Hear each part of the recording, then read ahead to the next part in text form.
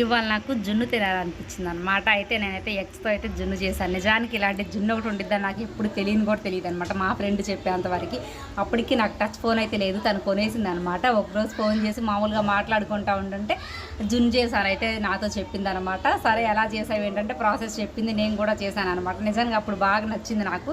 తర్వాత నుంచి ఎప్పుడో ఒకసారి చేసేదాన్ని అనమాట. ఇక మాకైతే మాత్రం పాడి గేదెలు ఉన్నప్పుడు అసలు ఎంత బాగా జున్ను తినేవాళ్ళం అంటే అసలు పిచ్చి ఇష్టం అనమాట నాకు జున్ను అంటే. అసలు మా ఇంట్లో 2 గేదెలు ఉండేవి, అవన్నీ మా పెళ్లి కాక ముందుతోనే పోయాయి అనమాట.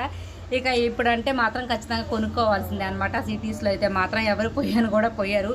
అప్పుడంటే ఎవరో ఒకళ్ళు ఇంట్లో గేదెలు ఎంత ఉండేవి, తినేసేసేవాళ్ళం అనమాట. కరువు ఉండేది కాదు. ఇప్పుడైతే నిజానికి జున్ను కరువు వచ్చిందని చెప్పాలి. ఇక ప్రాసెస్ అయితే మాత్రం 3 గుడ్లు తీసుకున్నాను, అలాగే పాలు తీసుకున్నాను అనమాట. 1/2 లీటర్, 1/4 కేజీ బెల్లం తీసుకున్నాను, కొంత మిరియాల పొడి, 2 యాలక్కాయలు తీసుకున్నాను అనమాట. మిక్సీలో అయితే 3 గుడ్లు కలిపేసి బాగా గ్రైండ్ చేసేసిన తర్వాత పాలు పోసేసి ఇంక ఇవన్నీ కలిపి మీద పెట్టేసి